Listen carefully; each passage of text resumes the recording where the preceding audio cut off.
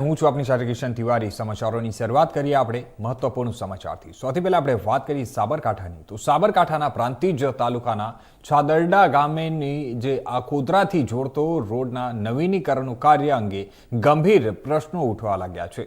રોડનું કામ શરૂ થતાં જ ગામ લોકોમાં ઉત્સાહનો માહોલ જોવા મળ્યો હતો અને 2 દિવસ પહેલા ગ્રામજનોએ ઉત્સાહભેર આ નવા રોડના મુહૂર્ત વિધિ પણ કરી હતી। પરંતુ માત્ર 2 દિવસમાં રોડ તૂટી પડતા સ્થાનિકોમાં ભારે રોષ ફેલાયો છે।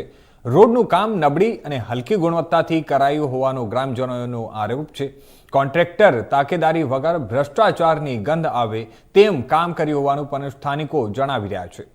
તૂટી રહેલા રોડના વિડીયો ગ્રામજનોએ હાલ સોશિયલ મીડિયામાં વાયરલ પણ કર્યો છે। ત્યારે આપણે વાત કરીએ તો રોડની દયનીય સ્થિતિના વિડીયો અધિકારીઓને મોકલી અને નિરીક્ષણના અભાવ પર વિરોધ વ્યક્ત કર્યો છે। સ્થાનિકોએ જિલ્લા પંચાયત પર પણ યોગ્ય દેખરેખ ન રાખવાનો આરોપો મૂક્યા છે। રોડના ગુણવત્તાહીન કામની ફરિયાદો હોવા છતાં કોઈ સત્તાવાર તંત્ર દ્વારા સ્થળ નિરીક્ષણ ન થવા સામે પણ ગ્રામજનોમાં ભારે નારાજગી છે। સમગ્ર મામલે ગ્રામજનોએ કાનૂની કાર્યવાહી અને કડક તપાસની માંગ કરી છે। રોડ જેવા મહત્વના જે વિકાસ કાર્યો છે તેમાં ભ્રષ્ટાચારની શંકા ઉઠતા લોકોમાં અવિશ્વાસનો માહોલ જોવા મળી રહ્યો છે।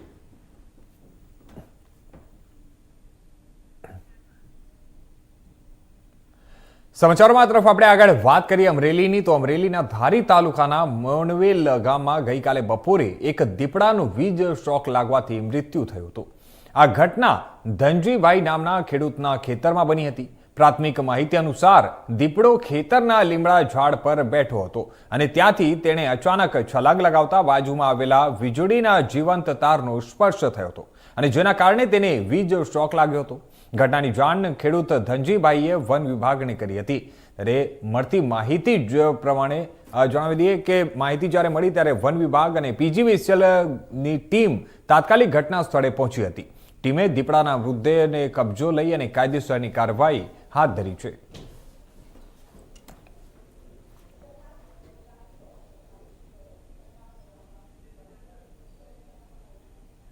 તો હવે સમાચારોમાં તરફ આગળ આપણે વાત કરીએ કડોદરાની। તો કડોદરાના તાતીથૈયા ખાતે આવેલા પ્રભાકર પ્રોસેસ નામની એક મિલમાં આજે ગંભીર ઘટના બનવા પામી હતી। સેન્ટર મશીનમાં કામ કરી રહેલા એક વર્કરનો હાથ મશીનમાં ફસાઈ ગયો હતો। હાથ મશીનમાં ફસાતાની સાથે જ મજૂરનો આખો હાથ છૂટો પડી ગયો હતો। સમગ્ર ઘટના બનતા કામદાર દ્વારા મિલ મેનેજમેન્ટ પર બેદરકારીનો ગંભીર આરોપ લગાવવામાં આવ્યો છે। અત્રે ઉલ્લેખનીય છે કે આ સમગ્ર ઘટના જે વર્કર સાથે બનવા પામી છે તે રણજીત અજય મહંતો નામનો વર્કર સેન્ટર મશીનની સિલાઈ મશીન પર કામ કરતો હતો।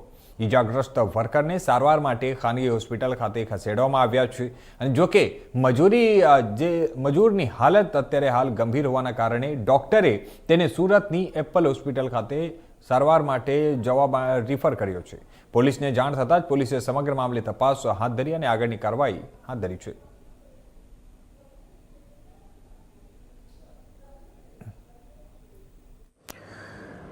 સુરત ગ્રામ્ય જિલ્લાના કડોદરા પોલીસ સ્ટેશનની હદમાં આવેલ તાતીથૈયા ગામ છે, ત્યાં ઇન્ડસ્ટ્રીયલ વિસ્તાર છે। એમાં પ્રભાકર પ્રોસેસ પ્રાઇવેટ લિમિટેડ નામની એક સાડી બનાવતી મિલ છે। આમાં કામ કરતા એક વ્યક્તિ જેનું નામ છે રણજીત અજીત મહંતો, જેની ઉંમર 25 વર્ષની છે અને એ મૂળ વેસ્ટ બેંગાલનો રહેવાસી છે।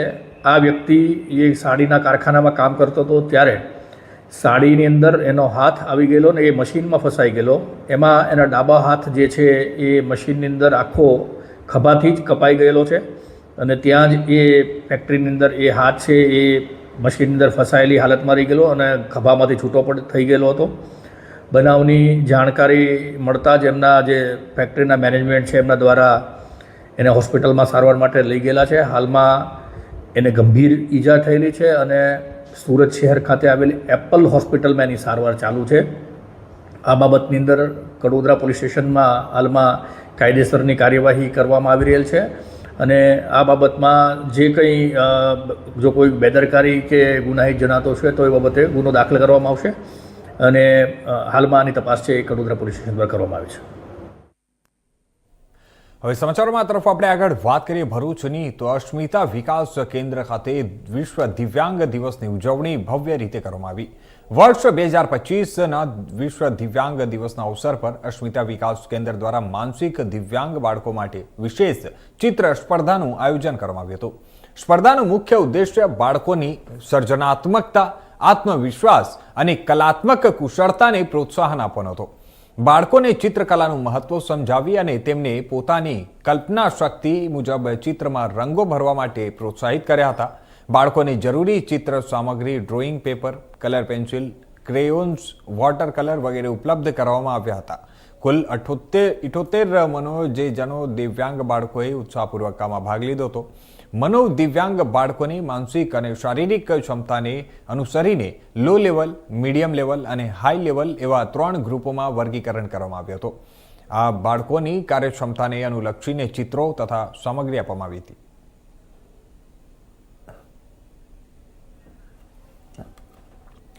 તો આ તરફ વાત કરીએ આપણે માંડવીની, તો કચ્છના માંડવી તાલુકામાં આવેલા બિરદા જય સર્વોદય ટ્રસ્ટ દ્વારા સંચાલિત જયા પુનર્વસન કેન્દ્રે 10 ગાયોને કૃત્રિમ પગ આપીને નવું જીવન આપ્યું છે.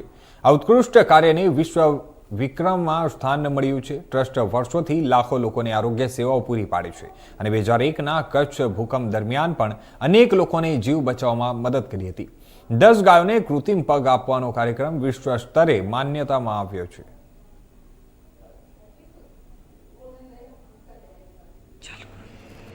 आज 3 दिसंबर वर्ल्ड डिसेबिलिटी डेज है और इस दिन में बिजड़ा सर्वोदया ट्रस्ट संचालित जया रिएफ सेंटर ने एक अनोखी पहल की है.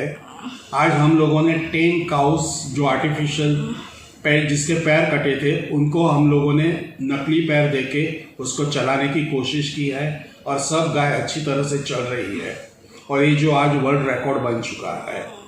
हमारी जीवदया के प्रति जो अनुमति थी और अनुमोदना थी, वो अनुमोदना हम लोगों ने अच्छी तरह से प्राणियों के अंदर लाके उनको फिर से नया जीवन की शुरुआत करने के लिए वर्ल्ड डिसेबिलिटी डे के ऊपर ये प्रयोग किया गया है और जो प्रयोग वर्ल्ड रिकॉर्ड के अंदर एस्टैब्लिश हो चुका है.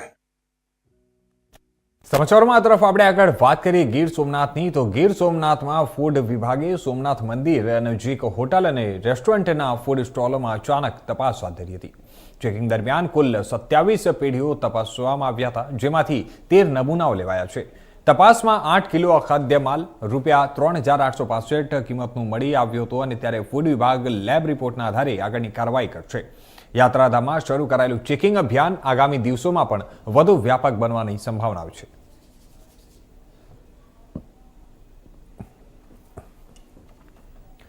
તો હવે વાત કરીએ આપણે વડોદરાની, તો વડોદરામાં બાર એસોસિએશનની ચૂંટણીને લઈને ગરમાવો શરૂ થઈ ગયો છે. સુપ્રીમ કોર્ટની નવી ગાઈડલાઈનના મુજબ આ વખતે ચૂંટણીમાં મહિલાઓને 30% અનામત આપીને એક ઐતિહાસિક પગલું ભરવામાં આવ્યું છે. આ અનામતના કારણે બોર્ડમાં એક બેઠક વધારાઈ છે, જ્યારે મહત્વની ખજાનચીની જે પોસ્ટ છે તે મહિલા ઉમેદવાર માટે અનામત રાખવામાં આવી છે. 19 ડિસેમ્બરના રોજ મતદાન યોજાશે અને જે અંતર્ગત ચૂંટણી પ્રક્રિયા પૂરજોશમાં ચાલી રહી છે. હાલ જણાવી દઈએ, ફોર્મ ભરવાની છેલ્લી તારીખ 5 ડિસેમ્બર છે અને આવતીકાલે ફોર્મ ભરવાનો છેલ્લો દિવસ હોવાથી ઉમેદવારોમાં ઉત્સાહ જોવા મળી રહ્યો છે. ફોર્મની ચકાસણી 8મી ડિસેમ્બરે થશે અને અંતિમ ઉમેદવાર યાદી 10મી ડિસેમ્બરે પ્રસિદ્ધ કરાશે.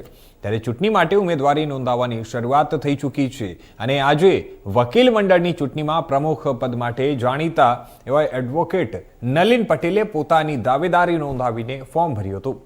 મહિલા અનામત અને નવા ઉમેદવારોના આગમનથી આ વખતની જે વીવીએ ચૂંટણી રસપ્રદ બની રહેશે. આખા ગુજરાતના નાના મોટા બારની 19 ડિસેમ્બરે વકીલ મંડળોની ચૂંટણી છે. એમાં બરોડામાં પણ બરોડા બાર એસોસિએશન તરફથી ચૂંટણી યોજાનાર છે અને દર વર્ષની જેમ આ વખતે પણ મારા તમામ મિત્રોના સાથ સહકારથી અને તેઓની પ્રેરણાથી મેં આજે પ્રેસિડેન્ટના હોદ્દા માટે ઉમેદવારી ફોર્મ આજે ભર્યું છે. તમે જોઈ શકો છો કે મારી સાથે સિનિયરથી માંડી જુનિયર અને મહિલા ધારાશાસ્ત્રીઓ અને બીજા ઘણા બધા વકીલ મિત્રો કે જે કોર્ટમાં આવતા હોય, ના આવતા હોય, પોતાના કામ અર્થે ઘણીવાર આવે, ઘણીવાર વહેલા જાય, એ તમામ વકીલો આજે મારા સપોર્ટમાં મારી જોડે ખડે પગે હાજર છે. અને આ તમામ વકીલ મિત્રોનો હું આજે આભાર એટલા માટે વ્યક્ત કરીશ કે મને એવું હતું કે આજે ટૂંકા ગાળામાં મેં જાહેરાત કરી છે કે હું આવતીકાલે ફોર્મ ભરવાનો છું અને આટલી બધી સંખ્યા, તે ખરેખર એમના વકીલ મિત્રોના પ્રેમ, લાગણી અને એમને જે માહોલ ઊભું કર્યું છે મારા માટે ચૂંટણી લડવા માટેનું, એ ખરેખર સરાહનીય છે.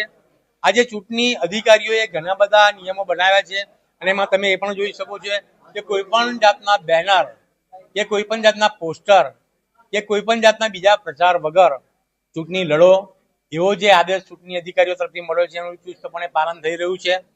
અને તમામ મતદારો એમને મત આપનાર છે કે જે મતદારો પોતે કેન્ડિડેટને સારી રીતે ઓળખે છે. જે કેન્ડિડેટ કે જેને કશું કોઈ કામ જ ના કર્યું હોય વકીલો માટે, તો એમના માટે આ પોસ્ટર ને આ તે મારવા જરૂરી હતા એવું આજના તમામ યુવા પેઢીના અને બીજા ઘણા સિનિયર વકીલો કહી રહ્યા છે કે જે કામ કરે છે એને ખરેખર કોઈ પોસ્ટરની જરૂર. સમાચારમાં તરફ વાત કરીએ હવે આપણે રાજકોટની. તો રાજકોટમાં જામનગર રોડ પાસે આવેલા રેફ્યુજી કોલોનીના લોકોને હવે મીડિયા સમક્ષ આવવાનો વારો આવ્યો છે. કારણ કે રાજકોટ કલેક્ટર તંત્ર દ્વારા રેફ્યુજી કોલોનીના દસ્તાવેજો બંધ કરી દેતા રેફ્યુજી કોલોનીના રહેવાસીઓને પારાવાર મુશ્કેલીનો સામનો કરવો પડી રહ્યો છે. અને આ તકે આપણે વાત કરીએ તો આજરોજ રાજકોટના રેફ્યુજી કોલોનીના રહેવાસીઓ મીડિયા સમક્ષ આવ્યા હતા અને તેમના દ્વારા જે તંત્રે લીધેલા નિર્ણયનો વિરોધ કરવામાં આવ્યો હતો. જેમાં વર્ષો પહેલા જણાવી દઈએ કે આજે રાજકોટ તંત્ર દ્વારા બહારના દેશથી આવતા લોકો માટે રેફ્યુજી કોલોની ઊભી કરવામાં આવી હતી અને જે બાદ કોલોનીમાં આવેલા મકાનોના દસ્તાવેજો પણ કરી આપવામાં આવ્યા હતા.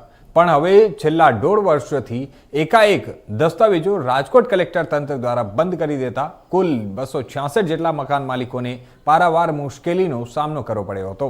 સાથે જ કોઈ સારા અથવા ખરા પ્રસંગમાં નાણાંની જરૂરિયાત ઊભી થતી હોય છે અને લોકો ત્યારે મકાન ઉપર પણ લોન મૂકી અને લોકો તેમનું કાર્ય પૂર્ણ કરતા હોય છે.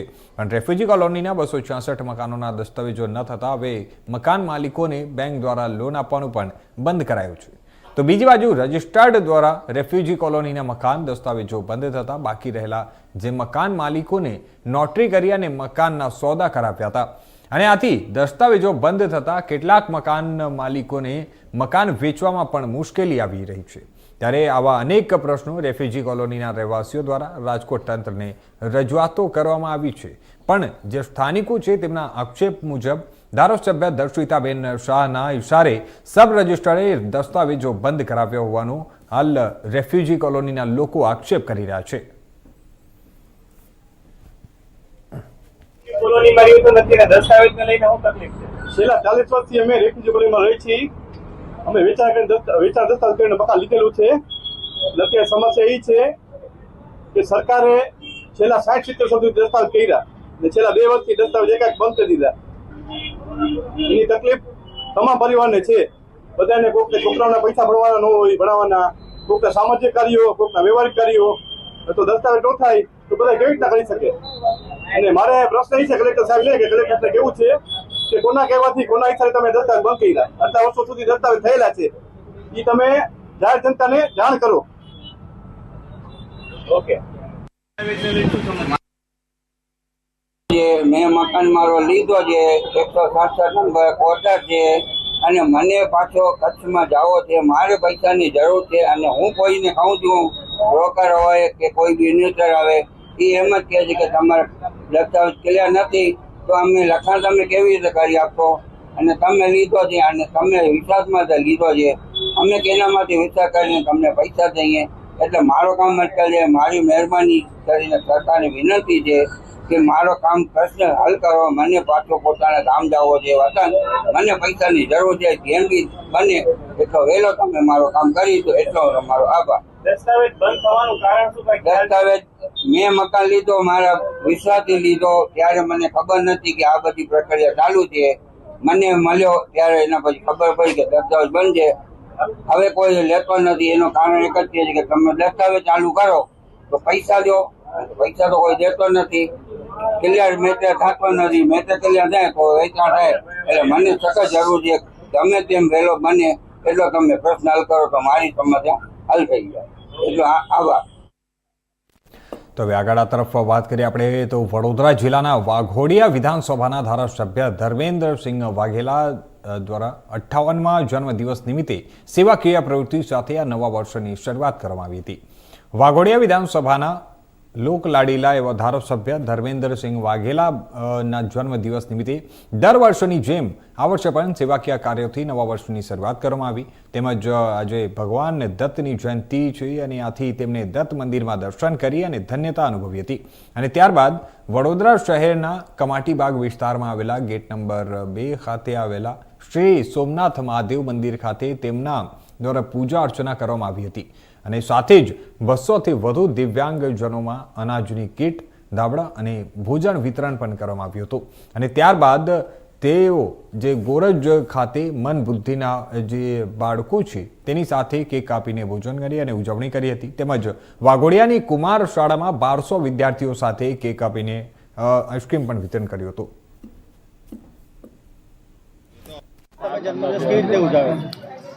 દર વર્ષની માફક સવારમાં મારા માતા પિતાના ચરણોમાં દર્શન કરીશ.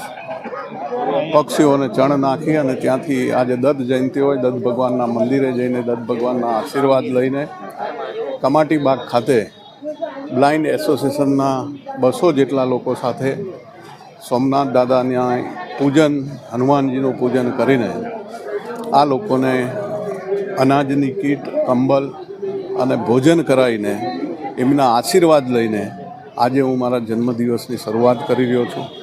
અહીંયાથી અમારા ગોરજ ખાતે મંદબુદ્ધિના 200 બાળકો સાથે ભોજન લઈને ત્યાંથી પછી અમારી કુમાર શાળાની અંદર 1200 જેટલા વિદ્યાર્થીઓ સાથે કેક કટિંગ કરીને બીજા અલગ અલગ મારા વિસ્તારના દરેક રસ્તામાં આવતા ગામો જ્યાં જ્યાં અમારા કાર્યકર્તાઓએ કેક કટિંગનું આયોજન કર્યું છે એમની સાથે મળીને કેક કટિંગ કરીને આ બધાની સાથે રહીને જેટલી કંઈ સેવાકીય પ્રવૃત્તિઓ આજના દિવસમાં થાય વધારેમાં વધારે એવો મારો પ્રયત્ન હોય છે.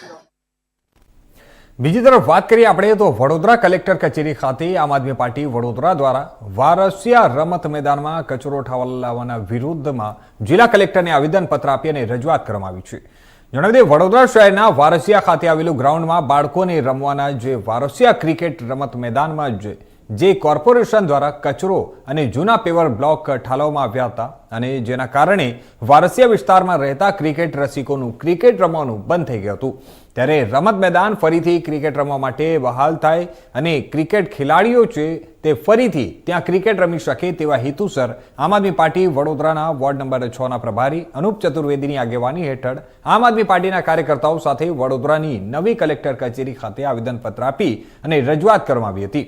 અને આ વહેલી તકે વારસિયા વિસ્તારમાં રહેતા જે ક્રિકેટ ગ્રાઉન્ડ છે તેને સાફ સફાઈ કરવામાં આવે અને ક્રિકેટ રસિકોને રમવા માટે એ મેદાન ફરીથી ક્રિકેટ રમવા માટે તૈયાર કરવામાં આવે તેવી માંગણી કરવામાં આવી છે.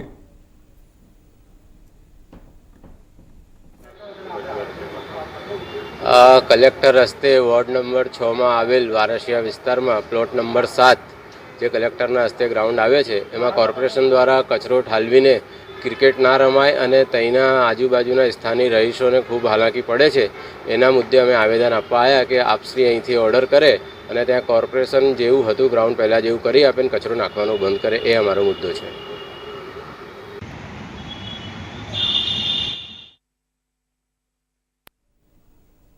તો હવે આગળ આ તરફ વાત કરીએ આપણે રાજકોટની. તો રાજકોટ શહેરમાં વધુ એક હિટ એન્ડ રનની ઘટના સામે આવી છે.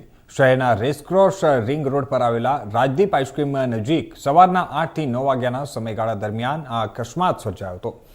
મળતી માહિતી અનુસાર જણાવી દઈએ કે રસ્તે જતા બાઇક સવાર દંપતીને એક સફેદ કલરની કારે અડફેટે લીધા હતા. ત્યારે કાર ચાલકે બાઇકને જોરદાર ટક્કર મારતા બાઇક સવાર કપલ રોડ પર ફંગોળાઈ ગયો હતો અને અકસ્માત બાદ કાર ચાલક ઘટના સ્થળેથી ફરાર થઈ ગયો હતો. ત્યારે સ્થાનિક લોકો તાત્કાલિક ઘટના સ્થળે દોડી આવ્યા હતા અને ઈજાગ્રસ્ત દંપતીને મદદ પહોંચાડી હતી. સદનસીબે આ અકસ્માતમાં કોઈ પણ જાનહાનિ થઈ નથી, પરંતુ દંપતીને શરીરે ઈજાઓ પહોંચી હોવાનું પણ જાણવા મળ્યું છે.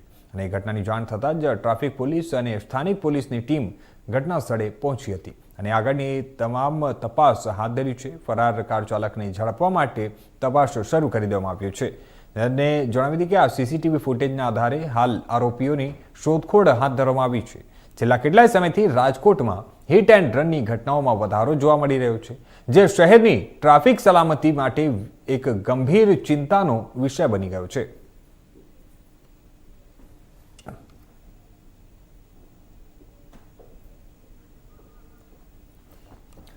તો રેસક્રોસ રિંગ રોડ પર બાઇક સવાર કપલને કાર અડફેટે લીધી અને જે ઘટનામાં જણાવી દઈએ કે આ દંપતીને શરીરના ભાગે ઈજાઓ પહોંચી હતી અને જે બાદ તેમને હોસ્પિટલમાં ખસેડવામાં આવ્યા હતા સારવાર માટે.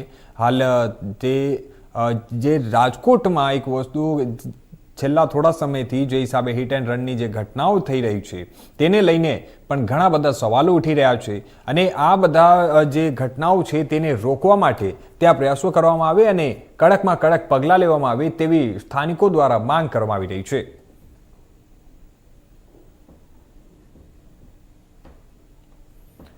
જણાવી દઈએ આ ઘટનામાં સદનસીબે કોઈ પણ મોટી જાનહાનિ સર્જાઈ નથી, પરંતુ જે અકસ્માત થયો હતો તેમાં દંપતીને શરીરના ભાગે ઈજાઓ પહોંચી છે. રેસક્રોસ રિંગ રોડ પર બાઇક સવાર કપલને કારે ટક્કર લીધી. હવે આગળ આ તરફ વાત કરીએ આપણે મહેસાણાની, તો પંચમહાલ જિલ્લાના કણજી પાણી ગામના તલાટીનો ચોંકાવનારો ખેલ એક બહાર આવ્યો છે. 14 નવેમ્બરે હારીજમાં બપોરે 1 વાગે લગ્ન, 2.34 ઊંઝામાં સ્ટેમ્પ ખરીદી અને 4 વાગે 300 કિમી દૂર જાંબુઘોડામાં લગ્ન નોંધાયા. માત્ર 1.5 કલાકમાં જ 300 કિલોમીટરનું અંતર કેવી રીતે કાપ્યો? ત્યારે સૌથી મોટો સવાલ ઉભો થયો. સરદાર પટેલ સેવાદળે તપાસમાં ખુલાસો કર્યો છે કે આ ગામમાં માત્ર 3 દિવસમાં 24 લગ્ન નોંધાયા છે. વિડીયોમાં તલાટી અર્જુન મેઘવાલ પોતે કબૂલ કરે છે કે ₹2500 લઈને 2000 લગ્ન નોંધ્યા છે. એસપીજીએ દાવો કર્યો છે કે કણજી પાણી ગામ બોગસ લગ્નનું એપી સેન્ટર છે.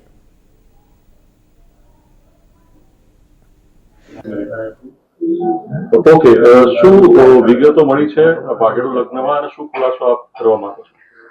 વિગત એવી મળી છે કે જે અમે છેલ્લા 5 વર્ષથી જે લગ્ન નોંધણીના કાયદામાં સુધારો કરવા માંગીએ છીએ, એટલા માટે કરવા માંગીએ છીએ કે પંચમહાલ જિલ્લાનું કણજી પાણી ગામ છે, એ ગામની અંદર 3 જ દિવસની અંદર લગભગ 24 લગ્ન થયા છે.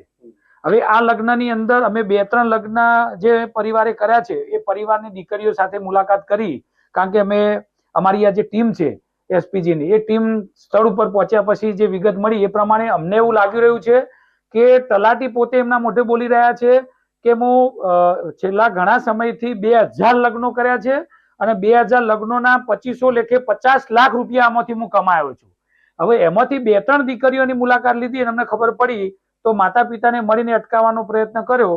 તો દીકરી એવું કહે છે કે મેં હારીજની અંદર મોગલ માતાના મંદિરે દર્શન કર્યા છે, એનો સ્ટેમ્પ છે જે લગ્ન નોંધણીનો નોટરી કરાવી છે એ ઊંઝાની અંદર કરાવી છે, તો એ જ સમયે 2.34 કરાવી છે અને 2.34 એ જ સમયે એ તલાટી એવું નોંધણી કરે છે કે મારી હાજરીમાં રૂબરૂમાં આ લગ્ન થયા છે.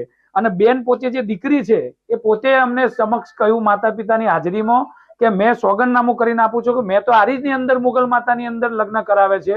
તો અમારી અંદર જો આટલી વિગત આવી જતી હોય કે ફક્ત 3 દિવસની અંદર 22 લગ્ન થયા, એ પોતે તલાટી પોતે એવું કહેતા હોય કે મેં 2000 લગ્નો કરાવ્યા છે થોડા સમયની અંદર અને 5 ગામની તલાટીનો મારા જોડે ચાર્જ છે અને મેં 50 લાખ રૂપિયા કમાયો છું, એવો વિડીયો અમારી જોડે છે. તો સરકારશ્રીને હું કહેવા માંગુ છું કે નાયબ જે મુખ્યમંત્રી છે આપણા ગૃહમંત્રી, નાયબ મુખ્યમંત્રી ગૃહમંત્રી, કે હું તમારે કંઈ પણ ખોટું ગુજરાતની અંદર થતું હોય તો તમે અમે જાણ કરજો. તો આ તમારી સમક્ષ અમે જાણ કરીએ છીએ. તલાટી પોતે કહે છે હું 2000 લગ્ન કર્યા છે, તો કેટલા મા બાપની હાય તમે લેશો? આ મા બાપની હાય છે, આ યુવા દીકરીઓની હાય છે અને સમાજના તમામ જ્ઞાતિની વાત કરીએ છીએ, કારણ કે આ એકલા પાટીદાર સમાજની વાત નથી, આમાં તમામ સમાજની દીકરીઓ કે જેમને આ લગ્ન કર્યા છે એમાં ખોટી રીતે કર્યા છે કે સાચી રીતે કર્યા છે, એમાંથી 2-3 લગ્ન તો અમે સાબિત કરીએ છીએ ખોટી રીતે કર્યા છે. તો મારે 2 હાથ જોડીને દાદા મુખ્યમંત્રી શ્રી, નાયબ મુખ્યમંત્રી અને ગૃહમંત્રીશ્રીને વિનંતી છે કે તમે જો ખરેખર આ દીકરીઓને બચાવવા માંગતા હોય, એનું ભવિષ્ય બચાવવા માંગતા હોય તો વહેલામાં વહેલી તકે આ કાયદો જે સુધારો કરવા અમે માગીએ છીએ અને કાયદાની અંદર અમે જે અમારી 5 માગણીઓ છે એમાં વહેલામાં વહેલી તકે તમે સુધારો કરી દો, કારણ કે આ એસપીજી ની એકલી માગણી નથી ને કે લાલજી પટેલની માગણી નથી. તો અત્યાર સુધીના